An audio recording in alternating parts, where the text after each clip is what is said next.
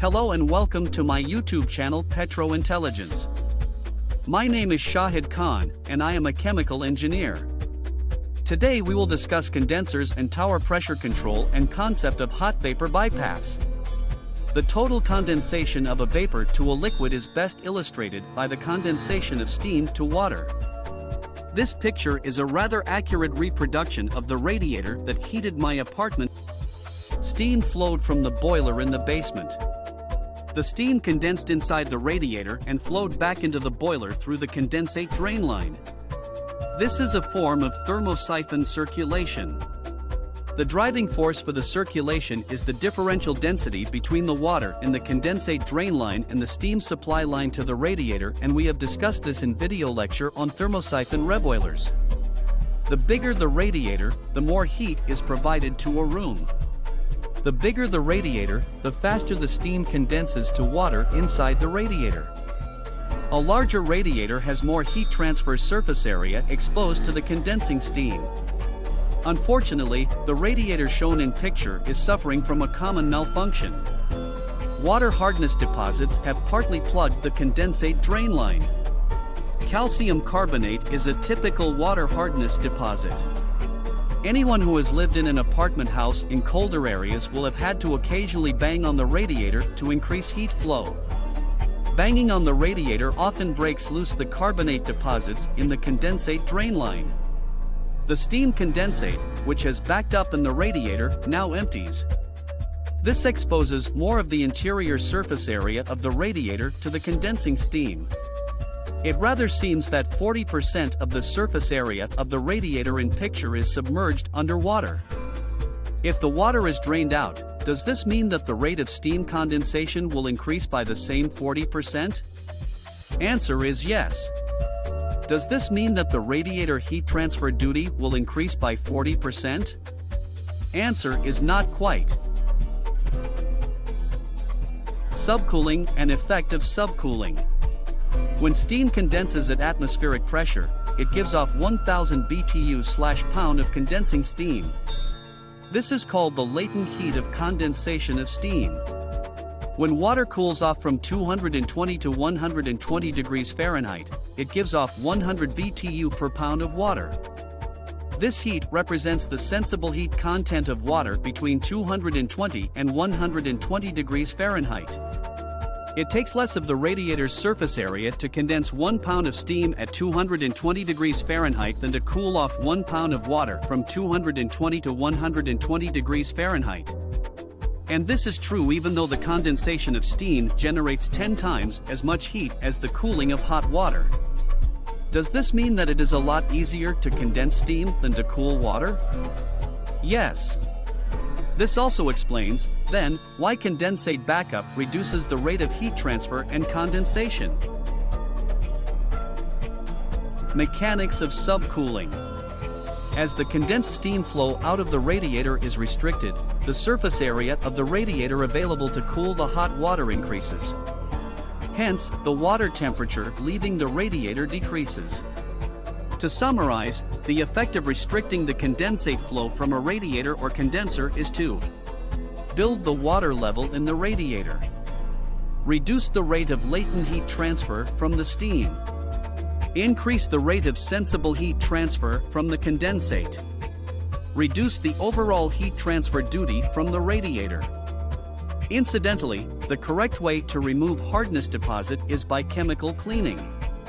Violent banging on radiators is considered bad form in colder areas.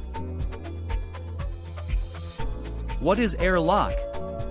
Vapor binding, or air lock, is another common cause of household radiator malfunction.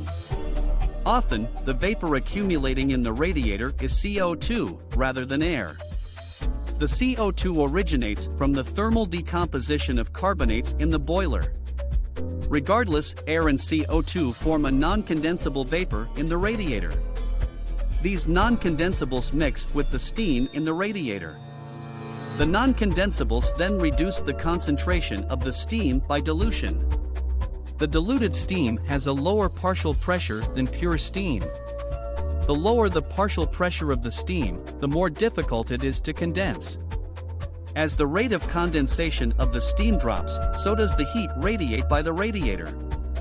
In refinery steam condensation services, in both reboilers and steam turbines exhausting to vacuum surface condensers, I have observed that small amounts of non-condensables greatly reduce the apparent heat transfer coefficient. In reboilers, propane or butane may leak into the lower pressure steam side of the reboiler. In surface condensers, air could be drawn into the condenser's shell, which operates under vacuum conditions. In the latter case, I've observed that the heat transfer coefficient, which should be 200 BTU per feet square per degree F, is only about BTU per feet square per degree F. It seems these non-condensables are increasing the heat transfer film resistance by interfering with the ability of the steam molecules to come into contact with the cooler heat transfer surface area. A tiny amount of air in a steam condenser will reduce the rate of the steam condensation by an order of magnitude. To restore the efficiency of a radiator suffering from the accumulation of non-condensables inside its condensing coils, the non-condensable gases have to be removed. The air vent shown in picture serves this purpose. Vapor binding. We can measure the non-condensable concentration in the flow of a mostly condensable vapor such as steam. However, the actual concentration of non-condensables in contact with the condensate layer around the tube wall or inside the tube is much greater. While the condensable vapor condenses and drains away as a liquid phase, the only way the non-condensables can escape from the tube surface is by diffusion backwards against the bulk of the vapor flow.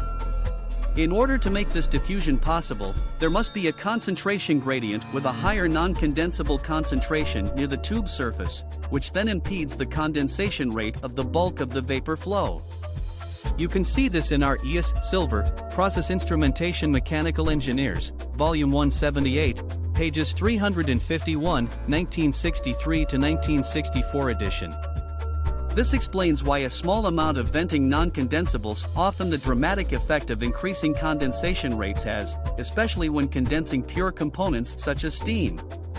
I also believe that this explains a problem that I've seen several times in steam turbine exhaust vacuum surface condensers. That is, an apparent large loss in the steam heat transfer coefficient due to a relatively small air leak into the vacuum surface condenser's shell. To summarize, the two most common malfunctions of a steam condenser or radiator are condensate backup, non-condensable accumulation. And these two malfunctions are also the most common problems we encounter in the design and operation of shell end tube heat exchangers used in total condensation service for hydrocarbons, as well as for steam. Condensation in shell end tube heat exchangers.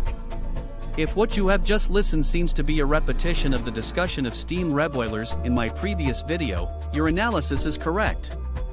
A steam reboiler has the same problems and works on the same principles as a process condenser. The only difference is that a steam reboiler's heat is removed by the shell-side process fluid, and a process condenser's heat is removed by cooling water or air. This picture is a sketch of a depropanizer overhead condenser. Let's make a few assumptions about this shell end tube condenser. The propane is totally condensed as it enters the reflux drum. There is no vapor vented from the reflux drum, but there is a vapor-liquid interface in the drum. The reflux drum is elevated by 20 feet above the top of the condenser. We are dealing with pure, 100% propane.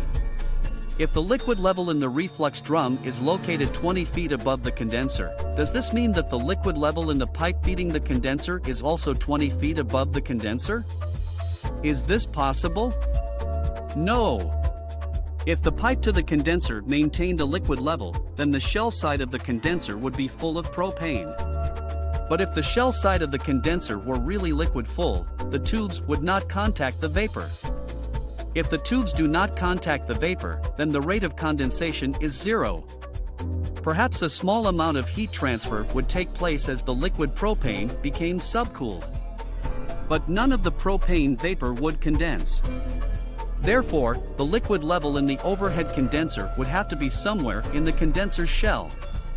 But then the liquid in the condenser would be below the reflux drum. How, then, does the liquid get from the lower elevation of the condenser to the higher elevation in the reflux drum? We will have to explain this hydraulic problem later. But for now, we can say that most reflux drums are elevated 20 or 30 feet above grade to provide net positive suction head, NPSH, for the reflux pump. Also, most shell end tube condensers are located at grade for easier maintenance during unit turnarounds. Subcooling in a shell end tube condenser. This picture is the same propane condenser shown in previous picture.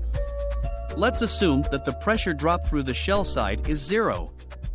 Again, we are dealing with a pure component, propane. The inlet vapor is at its dew point. That means it is saturated vapor. Under these circumstances, the outlet liquid should be a saturated liquid, or liquid at its bubble point. As the inlet dew point temperature is 120 degrees Fahrenheit, the outlet bubble point temperature should be 120 degrees Fahrenheit.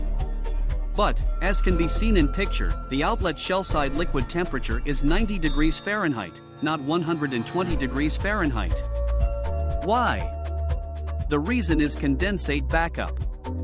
The condensate backup causes subcooling, that is, the liquid is cooled below its bubble point or saturated liquid temperature. Perhaps a rat has lodged in the condensate outlet pipe. The rat restricts condensate drainage from the shell side. To force its way past the dead rat, the propane backs up in the condenser. The cold tubes in the bottom of the shell are submerged in liquid propane. The liquid propane is cooled below its bubble point temperature. Note that the propane vapor is still condensing to propane liquid at 120 degrees Fahrenheit. The condensed liquid is in intimate contact with the propane vapor as it drips off the outside surface of the colder condenser tubes. The saturated propane vapor condenses directly to saturated propane liquid at 120 degrees Fahrenheit. The saturated, or bubble point, liquid then drips from the condensation zone of the condenser into the subcooling zone of the condenser. This is the zone where the tubes are submerged in liquid. Try running your hand along the outside of such a condenser. Feel for the point on the surface of the shell where there is a noticeable drop in temperature. The upper part of the shell will be hot. The lower part of the shell will be cold. The transition point corresponds to the liquid level of condensate in the shell. The condensate level will always be higher toward the shell outlet nozzle. Again, this all applies only to condensers in total condensing service. Effect of condensate backup. When the condensate level in an exchanger increase, the area of the condenser devoted to subcooling the condensate increases. But the area of the exchanger available for condensing decreases. That is bad. When the area of the exchanger available for condensing is reduced, the ease of condensation is also decreased. Depending on the circumstances, one of two unfavorable things will now happen. 1. If the supply pressure of the condensing vapor is fixed, the rate of condensation of the vapor will fall. In an apartment house in Brooklyn, this means that your bedroom will get cold. 2. If the condensing vapor flow rate is fixed, the condensation pressure will increase. If you are operating a debutanizer in Texas City, this means that the tower's safety release valve will pop open and release a cloud of butane over Lamar University. Heat removed by condensation is easy. The heat transfer coefficient U for condensation of pure, clean vapors may be 400 to 1000 BTU per hour per feet square of heat exchanger surface area, per degree F of temperature driving force. The U value for subcooling stagnant liquid may be only 10 to 30. Condensate backup is the major cause of lost heat transfer for heat exchangers in condensing service. Reflux drum elevation increase promotes subcooling. Once upon a time many years ago, a tragic event occurred in Louisiana. A rat entered the condenser outlet pipe shown in picture. The condenser had been offline for cleaning. The rat, having crawled up the riser pipe to the reflux drum, got its head stuck in the drum's inlet nozzle. The engineer, unaware of the rodent's predicament, put the exchanger back into service. The condensed butane now flowed across the rat. The rat died. Well, we all must come to that end eventually, although perhaps not quite that exact end. Such is the way of all flesh. This rat is called a 20-pound rat. Not that the rat weighed 20 pounds. The 20-pound refers to the pressure drop of 20 psi that the liquid encountered as it flowed across the rat's now lifeless body. Before the introduction of this pressure restriction, the butane entering the reflux drum was at its bubble point. Our question is, will the introduction of the rat at the inlet nozzle cause the butane, as it enters the vessel, to flash? The term to flash is used to denote partial vaporization of the butane. Before the rat became stuck, the liquid entering the reflux drum did not flash or partly vaporize. We can also be sure that at steady state the butane liquid did not flash after the introduction of the rat because no vapor was vented from the reflux drum. But let's assume that in the first microsecond after the introduction of the rat the liquid did vaporize. The vapor so generated would be trapped in the reflux drum. The pressure in the drum would increase. Not by 20 psig, but just a little. The small increase in pressure in the reflux drum would push up the liquid level in the condenser. The surface area of the condenser available to subcool the liquid would increase. The liquid temperature would be reduced. As the subcooled liquid flowed across the dead rat, its pressure would drop. The liquid's pressure would fall to exactly that pressure that corresponds to the vapor pressure of the butane at the temperature in the reflux drum. The backup of butane liquid in the condenser would continue until the butane leaving the condenser was cold enough so that it would not flash as it flowed across the rat, that is, until equilibrium conditions had been re-established in the reflux drum.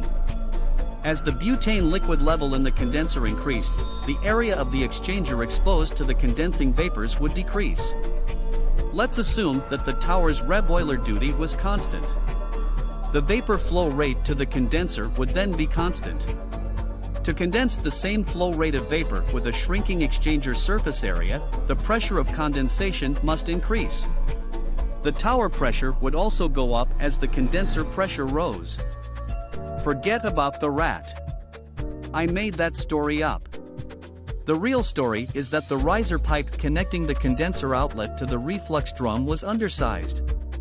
The project engineer specified a 4-inch pipe when an 8-inch pipe was needed. The pressure drop through the pipe was then 32 times higher than the intended delta P of 0.60 psig. Delta P in a pipe varies to the 5th power of the pipe's diameter. The resulting riser pipe pressure drop was 20 psi. This frictional loss of 20 psi in the pipe had the exact same effect on the condenser and on the tower's pressure as the 20-pound rat.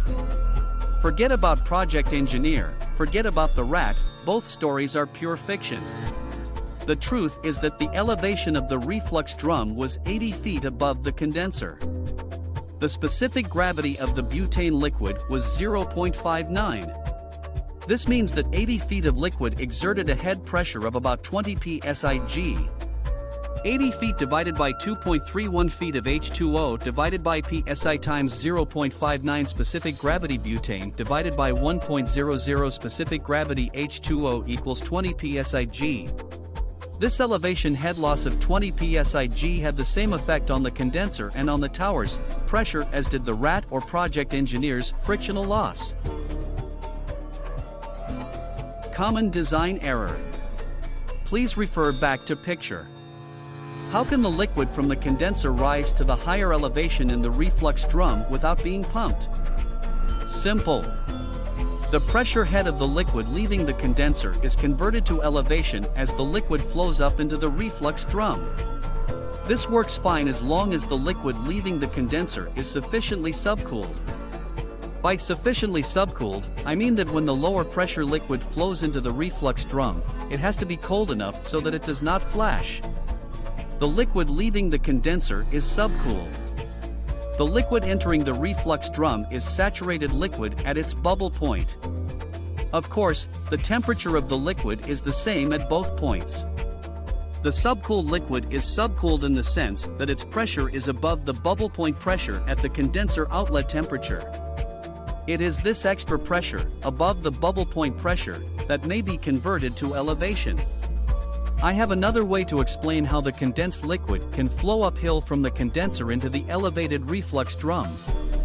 That is, the liquid leaving the condenser is pushed into the reflux drum by the higher pressure in the tower. This will work okay, as long as the liquid entering the reflux drum is at its saturated bubble point temperature and pressure. If this is not the case, then the vapors flashing out in the reflux drum will have to be vented. If you refuse to open this vent, then condensate backup must increase in the condenser, with a consequent reduction in the condenser's capacity.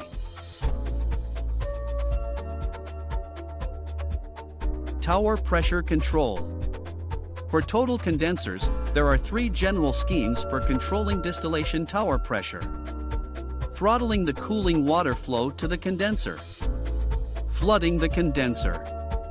Hot vapor bypass around the condenser. Regardless of the method selected, the principal concept of tower pressure control is the same. We control the pressure in the reflux drum by manipulating the temperature in the reflux drum. The tower pressure then floats on the reflux drum pressure. To lower the tower pressure, we must first cool the reflux drum. This reduces the vapor pressure of the liquid in the reflux drum. The oldest, most direct method of pressure control is throttling on the cooling water supply. This scheme is shown in picture. Closing the water valve to the tube side of the condenser increases the condenser outlet temperature. This makes the reflux drum hotter. The hotter liquid in the reflux drum creates a higher vapor pressure. The higher pressure in the reflux drum increases the pressure in the tower. The tower pressure is the pressure in the reflux drum plus the pressure drop through the condenser. Throttling on the cooling water works fine, as far as pressure control is concerned. But if the water flow is restricted too much, the cooling water outlet temperature may exceed 125 to 135 degrees Fahrenheit. In this temperature range, water hardness deposits plate out inside the tubes. Then the heat transfer coefficient is permanently reduced by the fouling deposits. Hot vapor bypass and hot vapor bypass pressure control. A more modern way of controlling a tower's pressure is shown in picture. This is the hot vapor bypass method. When the control valve on the vapor bypass line opens, hot vapors flow directly into the reflux drum. These vapors are now bypassing the condenser. The hot vapors must condense in the reflux drum. This is because there are no vapors vented from the reflux drum. So, at equilibrium, the hot vapors must condense to a liquid on entering the reflux drum. They have no other place to go. The latent heat of condensation of this vapor is absorbed by the liquid entering the reflux drum. The liquid that enters the reflux drum comes from the condenser. The hot vapor mixes with the condenser outlet liquid and is condensed by this cooler liquid. Does this mean, then, that the condenser outlet temperature is lower than the reflux drum outlet temperature? If I were to place my hand on the reflux pump suction line, would it be warmer than the condenser outlet? Answer is yes. But the liquid in the reflux drum is in equilibrium with a vapor space. This liquid is at its bubble or boiling point. If the liquid draining from the condenser is colder than this bubble point liquid, it must be subcooled. But how can a vapor condense directly into a subcooled liquid? Well, it cannot. The tower overhead vapor, shown in picture, condenses to a liquid on the outside of the cold condenser tubes. The liquid drips off the tubes. These droplets of liquid are in close contact with the saturated vapor in the condenser shell. This means that the liquid is in equilibrium with the vapor. The condensed liquid is therefore initially at its bubble point temperature. This liquid accumulates in the bottom of the condenser's shell. The submerged tubes then must subcool this liquid. Part of the surface area of the condenser is hence devoted to subcooling liquid, and part is devoted to condensing vapor. But how does this work? How does the condenser know, without any advice from us, how much of its heat exchanger surface area, which is supposed to be used to condense vapors, to divert to subcooling liquid? Let's assume that the liquid draining from the condenser is not quite cold enough to absorb the entire latent heat of condensation of the vapors flowing through the hot vapor bypass line. The vapors will then be only partially condensed. Vapor will start to accumulate in the reflux drum. This accumulation of vapor will increase the reflux drum pressure by a small amount. The higher drum pressure will back up the liquid level in the condenser by a few inches. The higher height of liquid in the drum will submerge additional cold tubes with the condensed liquid. The cooler liquid will now be able to absorb more of the latent heat of condensation of the vapor passing through the hot vapor bypass line. Eventually, a new equilibrium will be established. What if the hot vapor bypass valve is leaking? Let's assume that the hot vapor bypass valve, shown in picture, is leaking. It is leaking 10% of the tower overhead flow. A good rule of thumb is then, for hydrocarbons, for each 20 degrees Fahrenheit temperature difference between the cooler condenser outlet and the warmer reflux pump suction, 10% of the tower's overhead vapor flow is leaking through the hot vapor bypass valve.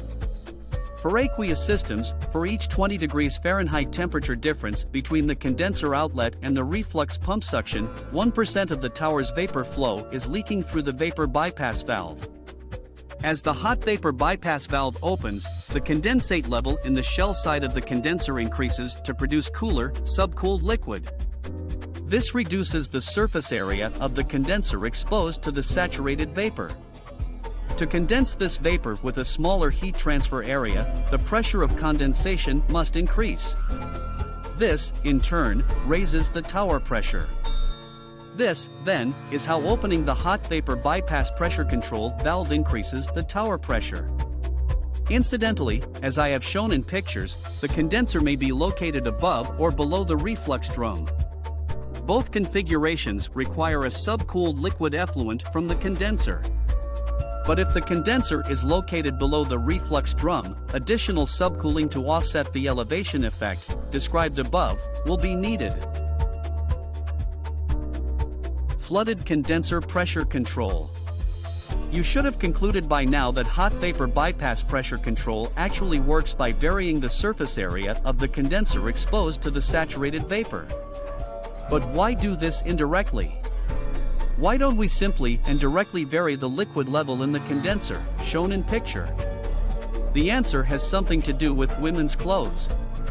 Perfectly good, sensible designs go out of fashion. The perfectly good, sensible design used to control a tower's pressure, flooded condenser control, shown in picture, has gone out of fashion. In a flooded condenser tower pressure control strategy, the reflux drum is run full. Restricting the flow from the reflux pump increases the level in the condenser. This reduces the heat transfer surface area available for condensation and raises the tower pressure. Either the reflux or overhead product flows may be used to vary the liquid level in the condenser. Once a liquid level reappears in the reflux drum, the condenser capacity has been exceeded. The level in the condenser will continue falling until the drum empties and the reflux pump begins to cavitate. In general, flooded condenser pressure control is the preferred method to control a tower's pressure. This is so because it is simpler and cheaper than hot vapor bypass pressure control. Also, the potential problem of a leaking hot vapor bypass control valve cannot occur. Many thousands of hot vapor bypass designs have eventually been converted at no cost to flooded condenser pressure control. The function of the reflux drum in a flooded condenser design is to separate water from reflux when distilling hydrocarbons.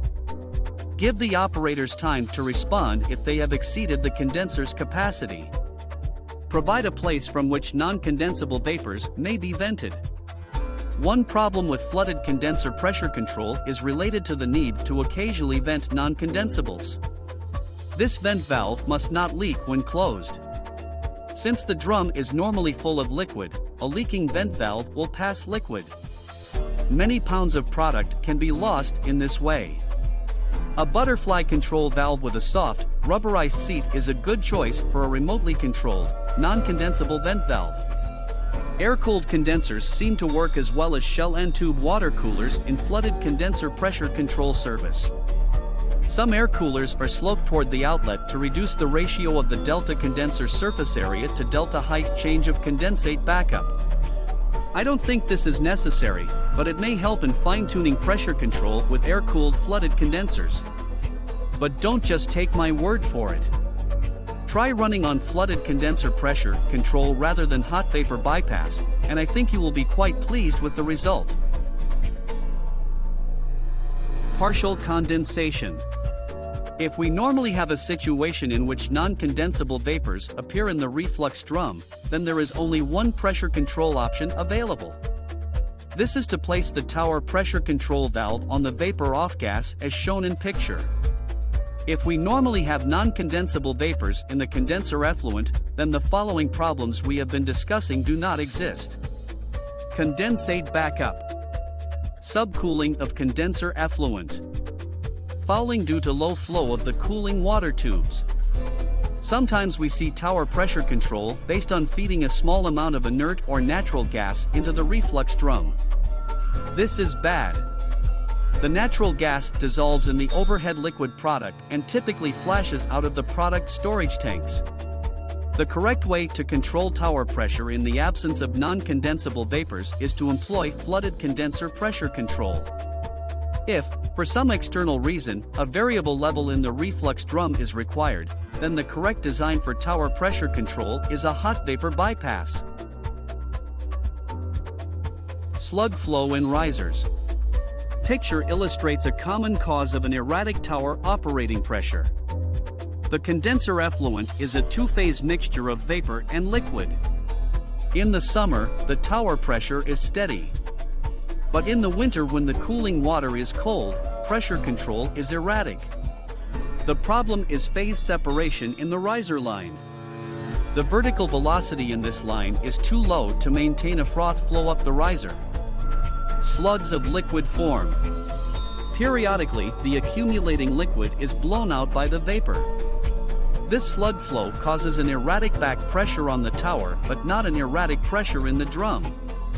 This problem only occurs when the drum is elevated above the partial condenser. The fundamental difficulty is excessive riser pipe diameter. To avoid slug flow in such a riser, a mixed phase velocity of at least 20 feet per second is needed. While the 20 feet per second may be maintained in the summer, more efficient condensation in the winter may reduce vapor flow. This can cause the riser velocity to drop below the minimum to prevent phase separation. Throttling the cooling water will stabilize the tower pressure but may result in salting up the exchanger with water hardness deposits. That's all, gentlemen. If you like my video, please follow my YouTube channel Petro Intelligence for more videos. Good day and good luck.